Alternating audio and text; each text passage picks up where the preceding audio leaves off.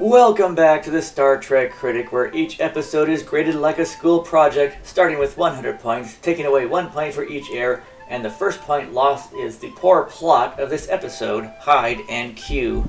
Deanna Troi is not in this episode, minus 1 point. Remember this for later, she is actually going home, and she's taking a shuttle which will take forever, so minus 1 more point. The Enterprise is responding to a mining accident. And what happened to this beautiful hallway on the Enterprise? It disappeared after the first season. This is a reused scene from the pilot, minus 1 point. Seriously, I want to see different stuff each week. Well, I guess Q heard me, he's a three-headed snake this time. Minus 1 point, Worf and Tasha both jump over that rail to aim at Q. That's totally unnecessary. Picard says, Q, can you check back later? We're a little busy right now. But Q wants to show off his new threads. The next point is lost for a captain's log talking down to the audience since they think we all forgot what happened before the opening credits. And why is Q always so rude to Worf? Riker also says, Q, we're busy here. Picard is thinking, he is offering impossible dreams? Maybe I can get my hair back. So Picard strikes a deal with Q. He says, once we're done, let's talk.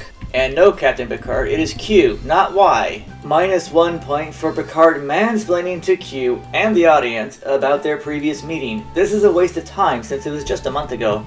This means that Q likes messing with him any chance he can get. Q is here to see Riker, who wants nothing to do with his offer, but he's getting zapped away anyways. Minus 1 point for Shadows going in multiple directions. Minus 1 point for Tasha aiming her phaser at Data. Q is very much like Trelane in this episode. He has his own lemonade stand with a cannon. Here he takes a drink, but now the glass is full again, so minus 1 point. I can't say too much about the planet though because Q made it all up, right? I saw this magic trick done in Bewitched several times. Minus 1 point here because Data's rank is wrong. Looks like Geordi has the best option. It is green. While we're at it, Riker needs to let out a really good fart. Q mentions the Klingons lost to Starfleet, but so far, Star Trek has never really gotten into the details of that Klingon war. And the stodgy captain's mind has some errors in his history. Some of the banners are from the wrong time period, and Q is omnipotent enough to fix that, but he doesn't, so minus 1 point. Q wants to play the Hunger Game. Tasha loses her temper and disappears. Minus 1 point for saying the penalty box is a 20th century term, when it's more of a hockey term. And of course, they should know that Q is bluffing. Picard catches Tasha and Data in the act and asks, what are you doing here? Tasha's response is, you know what that means?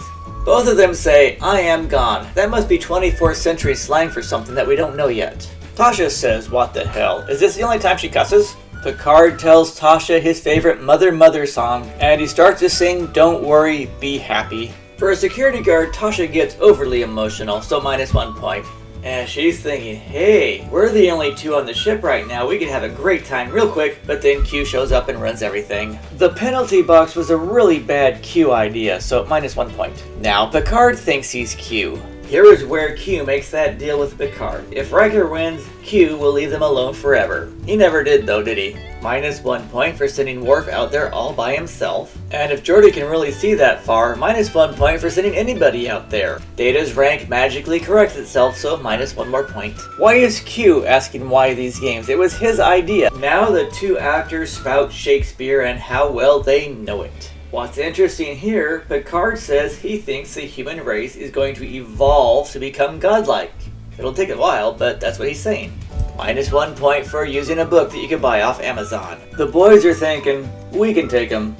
Now check this out. Only the males are left on the planet to fight, while Tasha, the chief of security and the only female, was sent back to the ship because Q wanted to see if her and Picard would do the nasty. This type of plot device could be one of the reasons Gates McFadden referred to the show as sexist. So I will take a point since the end result makes you wonder. Worf calls them vicious animal things in old French uniforms. Data has turned into Q. Yes! Here is where Q touches Riker, that's probably where he gave him the power. Minus 1 point for an obvious Geordi stunt double. Now Riker has the Q power. What's he gonna do with it? Tasha takes the con. Is this the only time she's there? And the boys are sent back to the ship. Picard wants to know about the animal things, but Data is thinking, if I say animal things in French uniforms, he's going to be really pissed, so I'm not going to tell him. When you see these shoe prints in the sand, you think eventually they're going to be barefoot prints? I thought so. Q is thinking, you have the power to do anything, while Riker is thinking, dollar signs, money, to some tropical island filled with naked women. Q is like, no, no, no, not that human dream. Q also states in this long, boring, cerebral rant that the human race could evolve past the Q, just like Picard said. This again is Mormon philosophy getting into Star Trek, since TNG started less than 10 years after Battlestar Galactica, and the Ship of Lights is a prime example of what Mormon philosophy believes the human race will eventually become. Riker and Q have a really bad breakup, so Q says, let's do this one more time. Wesley wears the rainbow shirt 2 episodes in a row, so -1 point. The vicious animal things get ready to do battle. -1 point because he clearly misses Worf right there. Worf gets stabbed. Aww. And now Wesley gets stabbed. Yes! I agree with Geordi. -1 point for Q not being original, because all that does is force Riker to use the Q powers and not use them voluntarily. Riker looks like a smug pompous ass there, doesn't he? -1 point for a single set of doors on the turbolift. -1 point for the door knowing Riker was going to turn the corner. And did you notice how Riker sits in the chair without moving it? This was also done by Bruce Willis on The Sixth Sense, which means Q killed Commander Riker and Picard sees dead people. There are a lot of hells in the first season, aren't there? This is a long-winded, cerebral speech where Picard says, Riker, you shouldn't use that power because it's going to cause a lot of problems. Of course, he's not being turned into a god. An omnipotent being is something a little bit different. Picard now quotes Trevor from The Office. You tell me. You tell me. Down on the surface, Riker can't open the door because of his promise to Captain Picard. What happened to the other 500 people? Are they dead? Or just left these poor souls behind? There's no explanation, so -1 point. -1 point for rocks obviously made out of sponges. -1 point for a dead girl breathing. -1 point for picking up an injured child, and now she's dead. After all, we just saw her breathing. That's what happens when you pick up an injured child. But does Riker's power include bringing a dead child back to life? We never really find out, do we? This is one of those times where you really hate Picard's philosophy. Riker's so pissed at Picard he walks off with a godlike attitude problem. Picard is thinking, how much more of this shit can I put up with? -1 point for bringing Wesley up to the bridge. After all, he is not a part of the bridge crew. Riker smugly says he hasn't changed at all, but he can't even get his first name right, can he? Tasha says the Q just want humans to do dog tricks. So Riker says, well, I'm not gonna give you a present then. Here comes Q as a monk. This is his 5th costume. How he got into that snake costume is beyond me. It looks like Q has gone into a trance. Riker wants to give them all gifts. But did Wesley ever want to be 10 years older? Data turns him down. Not because of illusions, but because the secret is out that he is really good at sex and can keep a secret. So all the girls on the ship are at his door every single night. Geordi gets realized, says Tasha looks great, but doesn't want Q to think. In reality, his visor secretly acts as an X-ray lens, and he's been looking at Tasha naked the whole time and doesn't want to run a good thing.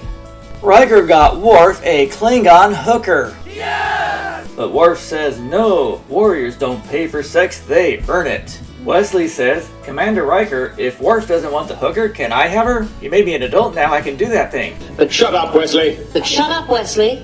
Plus -1 point for adult Wesley still having child Wesley's voice. -1 point since Riker never officially turns Q down. Picard just says, it's over, get off my ship. Thankfully Q disappears, hopefully forever, but I don't think that'll happen. All has been restored, but Wesley's a little bit upset. He's thinking, why couldn't we keep the hooker? Hide and Q, one of those episodes we could have done without, gets a score of 66%. Thanks for viewing. Be sure to leave comments below, click that like button, the share button, the subscribe button, and I will see you again soon.